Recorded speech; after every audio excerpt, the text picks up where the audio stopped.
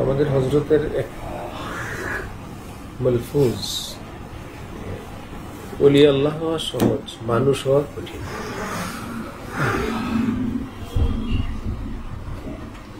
হযরত বলেন যে ভাই গুনাহ ছেড়ে দিলে আল্লাহ অনেক করিম, আল্লাহ পাক ওলি বানায় নেন,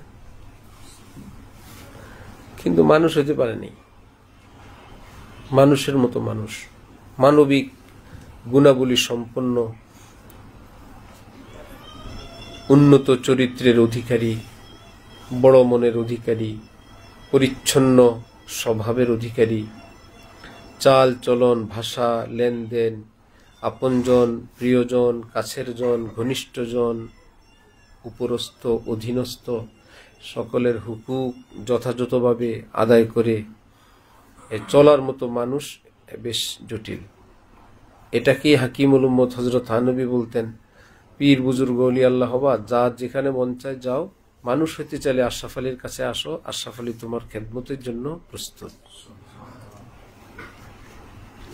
টুকতেন আর বলতেন, কিছু মানুষকে আল্লাহ পাক এই কাজের জন্য বানান, খুব কম। যাদের এই দায়িত্ব নাই কুদরতি ভাবেই, তারা আবার আরেক রকম হন,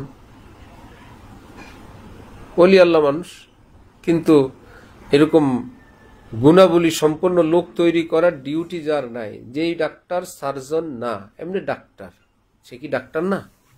কিন্তু সে কি কারো অপারেশন করে? আপনি গিয়ে বললেন আলহামদুলিল্লাহ, এই ডাক্তারকে কখনো অপারেশন করতে দেখি নাই। ভাই সে সার্জন না, করবে কেমনি? আরেক বেচারা বলে আমি ডেলি 4-5টা অপারেশন আমার করতেই হয়। এটা তো তার বদনামের না, আল্লাহ পাক তাকে সেই তৌফিক দিছেন। তো যে ওলিয়া উলিয়ারা এরকম সার্জন হয়, দেখা গেলে ভাই আজকে এরে ধরলো, কালকে সেরে ধরলো, কোনো ওজিফার কথা নাই, সারাদিন কেবল অপারেশন অপারেশন। ভাই আল্লাহ পাক তার কাজ দিছেন এই। হ্যাঁ, আরেকজন গিয়ে বললো যে ভাই ওখানে তো মাশাআল্লাহ কিছু নেই, ওই বেটা হলো মেডিসিন বিশেষজ্ঞ যেখানে তুমি গেছো। সার্জনের সঙ্গে মেডিসিন বিশেষজ্ঞ তুলনা করলে তো হবে না। চরিত্রের সার্জারি, চাহনির সার্জারি, বসলা কেন এই সার্জারি, তোমার শব্দ এমন কম এই সার্জারি, চলতে আছে অপারেশন। আবার গোপনে করলে একজনেরটা একজনের হবে, 10 জনের সামনে করে দিলেন, 10 জনের চিকিৎসা হয়ে গেল। বাবারে, এটা তো নিষেধ। একজনকে যেই ধরা ধরছে, উদ্দেশ্য তাকে বেইজ্জত করে না। ভাই একজনের হায়াত আর কতদিন হয়? এখানে হইলে 10 জন জেনে গেল। না বুঝার কারণে অনেকেই চিন্তা করে এটাকে গোপন কামরা নিয়ে ওনার ইজ্জত খুব তাকের উপর উঠে বললে হইতো।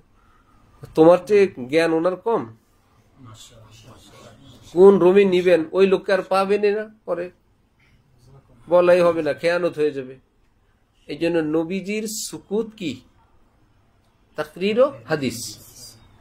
অর্থাৎ নবীজির সামনে কেউ কোনো কাজ করছেন, ওই জায়গায় কি আছে যে একা একা বা গোপনে? লক্ষ মানুষের সামনে হোক, 10 জন 20 জনের সামনে হোক, কেউ অন্যায় করলে নবীজি যদি চুপ থাকেন, এটার বৈধতার হাদিস হয়ে যায়।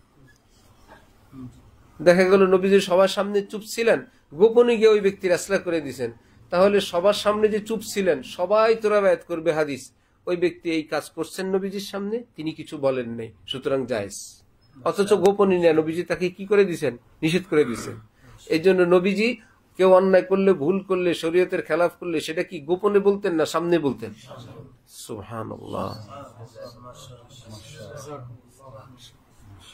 হ্যাঁ, আমরা তো ওইটাই পছন্দ করি যে ওই লোকটা এরকম বললো, আরে ওই লোকটাকে না বললে উপস্থিত যারা, তারা তো এটাকে বৈধ মনে করে বাড়ি চলে যাবে। যিনি নবী হন কিংবা নায়েবে নবী হন, তিনি তার ইজ্জতের সঙ্গে খেলতে থাকেন, যে আমি বলতে গেলে কে আমারে কি বলবে, আমি চুপ থাকলে তো আমাকে বড় নরম হুজুর বলতো, ভদ্র হুজুর, এখন জিম্মাদারির কারণে বলতে হয়। তো তার ইজ্জতটা চ্যালেঞ্জের মধ্যে ফেলে সে বলে, অথচ অন্যরা মনে করতেছে সে আসামি, সে নিজের লোকসান করে বলল। সে যদি চুপ থাকতো সবাই বলতো আল্লাহ কি বলি, আল্লাহ জামার কাপড় টান দিলেও কিছু হয় না, পায়জামা খুলে নিলেও কিছু হয় না, এত বড় বলি আল্লাহ। পকেট টাকা নিয়ে যাবেন, কিছু বলবে না, মসজিদে পেশাব করে দিবেন, কিছু বলবে না, যা বলবে সব বাসায় নিয়ে আপনারা গোপনে বলবে। হ্যাঁ, ওলি আল্লাহর এটা কোনো বিশেষ বৈশিষ্ট্য হইল? বরং ওলি আল্লাহর মধ্যে থাকবে নবীর বৈশিষ্ট্য। নবী যেখানে দেখেন সেখানেই রোকথাম করেন, সেখানেই ব্রেক দেন। থামলে ওটা বৈধ হয়ে যাবে, অবৈধ কাজ বৈধ হয়ে যাবে। এই জন্য নবী ইজ্জতের দিক তাকাইতেন না। হাইয়া আবাজার ইন্নাকা মরউন ফিকা জাহিলিয়া, আবু যর তোমার মধ্যে তো জাহালত আছে। এটা কি গোপনে বলছিলেন? কোন হাদিসে আছে তোমার মধ্যে বহুত জাহালত ভাই? তো ইবনু সাউদা বলছিল, হ্যাঁ কালির পুত হযরত বেলালকে এক বিষয় একটু তর্ক লাগছে, থামাইতে পারে নাই। কালির পুত ইবনু সাউদা, তোর মাও কালা তুইও কালা। নবীজি শুনে বলে, এমন কথা বললা? এইবার তো উনি হযরত বেলালের কাছে গিয়া কত কান্নাকাটি, কত কান্নাকাটি, কত কান্নাকাটি, হাতে পায়ে ধরে অনেক বর্ণনা, অনেক রেওয়ায়েত। পরে বলছেন যে আপনি আপনার পা দিয়ে আমার গালের উপর রাখা পর্যন্ত আমি যাব না এখান থেকে। আমি আপনাকে এরকম বলে ফেলছি যে আপনার পা, বেলাল আপনার পা আমার গালের উপর দিয়ে এরকম দেন, তবু আপনি আমাকে মাফ করে দেন, আমি ভুল বলে ফেলছি।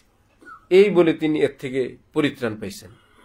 তো কিন্তু নবীজি বলেন না, যাই বলছে আবু যরের মতন বুজুর্গ সুফি সাহেব, সুফি তো উনি, সুফিরা খেপলে আবার জম খেপা খেপে, ঠিক না? এই জন্য ঠান্ডা মানুষ খেপলে একদম মুশকিল। আল্লাহ কিন্তু সুফি বলতে গিয়াই নবীজি তো থামেন না, ইন্নাকা মরউন ফিকা জাহিলিয়া, এমন মানুষ তোমার মধ্যে জাহালতের রোগ এখনো রয়ে গেছে। এটা আমরা জেনে গেছি, সবার জন্য ফায়দা হয়ে গেছে। কিন্তু এক মজার বিষয় হলো, নবী যাকে কিছু বলেন, নবীর নায়েব যাকে মজমার মধ্যে কিছু বলেন, বাহ্যিকভাবে মনে হয় তার বেইজ্জতি, কুদরতি ভাবে উপস্থিত সকলের অন্তরে আল্লাহ পাক তার ইজ্জত ঢেলে দিয়ে দেন। এমন না যে আসলে ওই লোকটা বহুত শয়তান, বরং ওই লোকটা হারিয়ে আজকে এক ধমকটা খাইলো রে, আল্লাহ আমার বাঁচাইছে রে আল্লাহ। পাশাপাশি বলে, আল্লাহ এই হজরতের ধমক খাওয়া লোক জানেন, পাথর, ব্রিটিশরা পাথর গাছছে, আকাশের বিজলি চমকাইতো, আর কি করতো, আর একটা কি পড়ে গর্জন রে কি বলে, ঠাডাই, বজ্রপাত। ঠাডা মানে পুরা নোয়াখাইলে ফেল। হ্যাঁ, এই ঠাডা পড়ছে, বজ্রপাত। ওই বজ্রপাত গুলো ওই পাথর কি করছে, গ্রহণ করছে, দিছে এই জন্য যাতে কারো উপর না পড়ে ওই ঠাডা মাডা যাতে কি নেয়, ওই পাথরে টেনে নেয়, ওটা দামি হয়ে গেছে। আকাশের বজ্রপাত ওই পাথর টেনে নিছে, সে পাথর দাম হয়ে গেছে কোটি কোটি টাকা। ঠিক কোন আল্লাহ ওয়ালার বজ্রপাত যে বহন করবে, আল্লাহ তাকেও দামি বানায় দেন। হযরত খাজা সাহেব কত বজ্রপাত সইছেন, হযরত থানভী, হযরত মীর সাহেব কি বজ্রপাত সইছেন। সবাই মিঠা পিসাব খোঁজে, হ্যাঁ মিঠা পির দরকার, একদম কিচ্ছু বলবেন। একটু আগে যা বললাম কিছুই বলেন, আরে ভাই বজ্রপাত কি বুঝো। মীর সাহেবের মতন আওলাদে রসুল সাইয়েদ, কেমন মানুষ, কি ফেদা, সারা পৃথিবীতে হজরত যেখানে মীর সাহেব সেখানে, হজরতের পাশের রুম মীর সাহেবের রুম, দুনিয়ার বাদশা। আরে ওই সময় তো রেকর্ডিং এর উন্নত ব্যবস্থা ছিল না, ছোট্ট ক্যাসেটওয়ালা টেপ মীর সাহেব এমনি ধরে রাখতেন, আমরা দেখতাম। এর মধ্যে কখনো ঘুম আসছে, একটু পড়ে গেছে, একটু নিচু হয়ে গেছে, বা ঘুম আসে ইত্যাদি। যে হজরতের বকা কাকে বলে, উঠে আসে घूमते हो बस तुझे दरिया बूढ़ी में डुबो दूंगा, दरिया बूढ़ी, दरिया गंगा बूढ़ी में डुबो दूंगा, তোর বুড়ি গঙ্গে ডুবে মারবো, এনে খাইতে ঘুরো আমার সঙ্গে, মালনা চুষ না আয়ে। আহা উঠো यहाँ से, যাও পিছে যাও, হটো यहाँ से।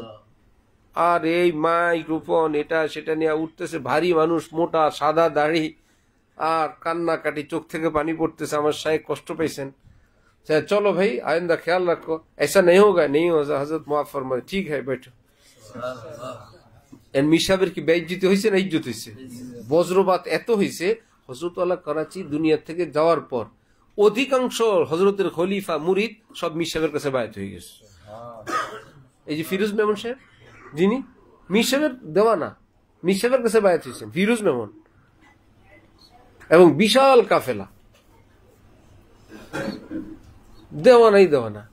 সেই জন্য এক বুজুর্গ বলছেন, হে জালালি গো জামালি তো নেহি, হ্যাঁ বজরা ধমকা ধমকি, যদিও এটা মিষ্টি কথা না, গরম গরম কথা, জैसे भी हो बस तजल्ली चाहिए, হ্যাঁ, হে আল্লাহওয়ালা, আপনি নরম বললেও আপনার তাওয়াজ্জু চাই, গরম বললেও আপনার তাওয়াজ্জু চাই। তাওয়াজ্জু তো পাইলাম, হয়তো নরমে না হইয়া গরমে পাইলাম। জैसे भी हो बस तजल्ली चाही, है জালালি গো জামালি তো নেহি। গরমা গরমি তো নরমা নরমি না, কিন্তু আপনার বিশেষ তাওয়াজ্জু এটা তো পেয়ে গেলাম। বজ্রপাত আমার উপর পড়ছে, আমার কপাল। এক মজজুব মুরিদ হযরত থানবীর দিকে তাকাইছেন, হযরত থানবী একটু মুস্কি হাসছেন হযরত থানবীর দিকে, নাকি আমাদের করাচি হযরত, করাচি হযরতের এই মুরিদ বেচারা ওয়া খুশি, मेरा तो काम बन गया, मेरे शेख मेरी तरफ देखकर मुस्कुरा दिया। ভাই আমার কপাল খুলছে, আমার হযরত আমার দিকে তাকায় মুস্কি হাসি দিছেন। मेरा तो काम बन गया, मेरे शेख मेरी तरफ देखकर मुस्कुरा दिया। ওয়াখির দাওয়ানা আলহামদুলিল্লাহ। এই সমস্ত আজ বাইরে কোথাও গিয়ে করলে মানুষে ভালো খাওয়ান দেয়, এখানে যতই করে নিজের ঘরে গিয়ে খাওয়া লাগবে। সুতরাং